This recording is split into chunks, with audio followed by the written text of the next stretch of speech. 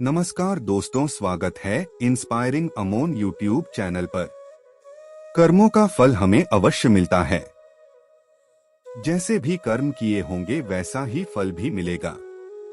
आधुनिक होने के चक्कर में इस सत्य को मत भूल जाना। मित्रों, हम अपने मानव जीवन में जैसे कर्म करते हैं उनका वैसा ही फल हमको इस जीवन में भोगना पड़ता है।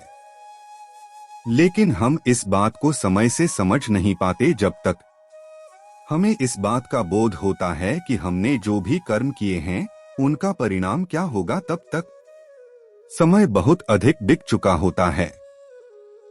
आइए आज हम जानते हैं कि यह कर्म कितनी प्रकार के होते हैं।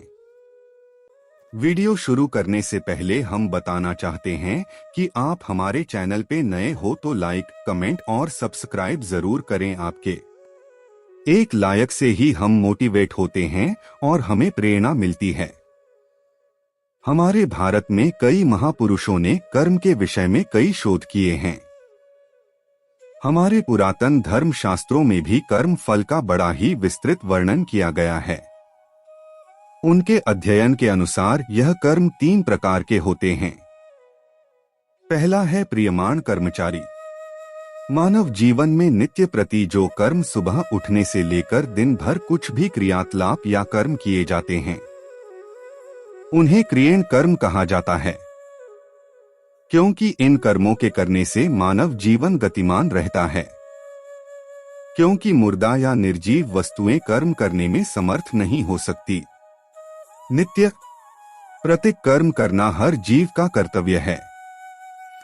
कोई भी व्यक्ति अपनी बुद्धि के अनुसार कैसे भी कर्म कर सकता है, लेकिन यह प्रमाण कर्म उसके जीवित होने और एक गतिशील आत्मा के होने का आभास कराते हैं।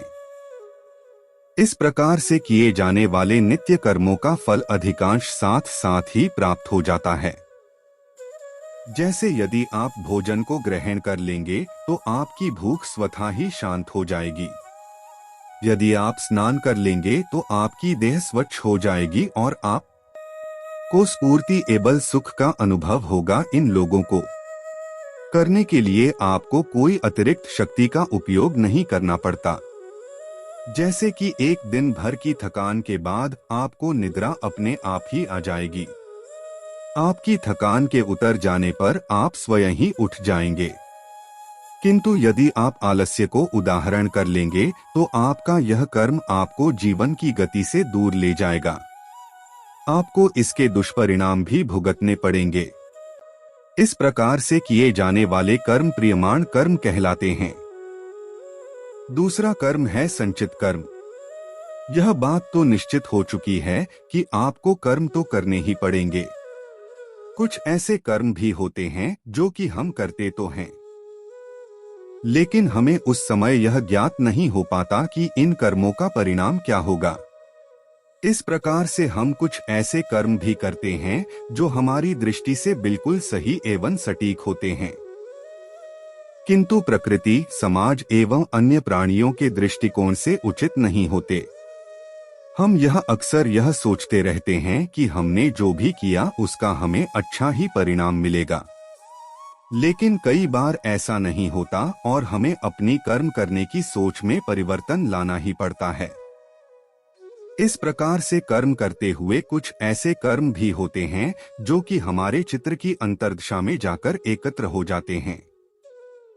साथ ही उन कर्मों का फल भी चित्त में ही विद्यमान हो जाता है। जब तक हमें अपने इन कर्मों का फल प्राप्त नहीं हो जाता तब तक वह कर्म हमारे चित्त में भी समाहित रहते हैं। इस प्रकार के कर्मों को संचित कर्म रखे गए कर्म कहा जाता है। तीसरा कर्म है प्रारब्ध कर्म। जब हमारे कर्म हमें उस दिशा की ओर ले जाते हैं जहां हमारे कर्म हमें पूर्ण रूप से फल देने को परिपक्व हो चुके होते हैं, तब ही इन कर्मों का फल हमें मिलता है। इस प्रकार के कर्मों को प्रारब्ध कर्म कहा जाता है। इस प्रकार के कर्म हमारे अंतर्मन में लंबे अंतराल के लिए एकत्र रहते हैं। यह कर्म कई दिन, कई माह, कई वर्षों तक अर्थात 15 साल, 30 साल, 50 साल, 100 साल या कई जन्मों जब तक एक देह में एक आत्मा का वास है तब तक भी हमारे भीतर ही विद्यमान रह सकते हैं। इन कर्मों में अच्छे एवं बुरे दोनों ही प्रकार के कर्मों का समूह होता है। जिस प्रकार से हम अपने दैनिक जीवन में एक ही दिन में कई प्रकार के कर्म कर लेते हैं, जिनमें से कुछ कर्म हमारे संचित कर्मों में समाहित होकर अनंत काल के लिए विलीन हो जाते हैं। इस प्रकार से किए गए कर्मों का एक बड़ा भाग लाखों की संख्या में संचित कर्मों के एक विशाल समूह का रूप धारण कर लेता है। इस तरह से यदि हम विचार करें तो पाएंगे कि हम अपने एक मानव जीवन में लाखों संचित कर्मों को एकत्रित कर लेते हैं। यदि हम अपने पूर्व जन्म के कर्मों को भी इनमें सम्मिलित कर लें तो हमें ज्ञात होगा कि ऐसे बहुत सारे अनगिनत कर्म अभी बाकी हैं, जिनको भोगना अभिषेक है, ताकि उनका कर्म फल हमें प्राप्त हो सके। हमारे शास्त्रों में एक प्रकार के ज्ञान योग का भी वर्णन किया गया है। जैसे ही मनुष्य साधना शैली के द्वारा इस ज्ञान योग को सिद्ध कर लेता है, उसी समय उसके जीवन में से प्रारंभ कर समाप्त हो जाते हैं और ऐसा आभास होता है कि वर्षों तक अंधकार में कैद रहने के बाद एक प्रकाश में दीपक की रोशनी से जीवन जगमग सा हो उठा है। ऐसे कर्मों को आध्यात्मिक व्याकरण भाषा में प्रारंभ करण कहा जाता है। मित्रों, अपने इस वीडियो के द्वारा हमने आपके सामने कर्म, फल के सिद्धांत एवं कर्मों के प्रकार के विषय में कुछ जानकारी प्रस्तुत की है। भगवान श्री कृष्ण जी ने भी श्रीमद् भागवत गीता में कहा है कि कर्मण्येवाधिकारस्ते मा फलेषु कदाचन मां कर्म फल है तुर्भोर्माते संगोष्ठ व कर्मणि। अर्थात हे मनुष्य, तू फल की चिंता कर बिना किए जा, तुझे तेरे किए हुए कर्मों का फल अवश्य ही प्राप्त होगा। यदि आप भी इस विषय में अपने विचार देना चाहते हैं तो कमेंट बॉक्स में अवश्य लिखें।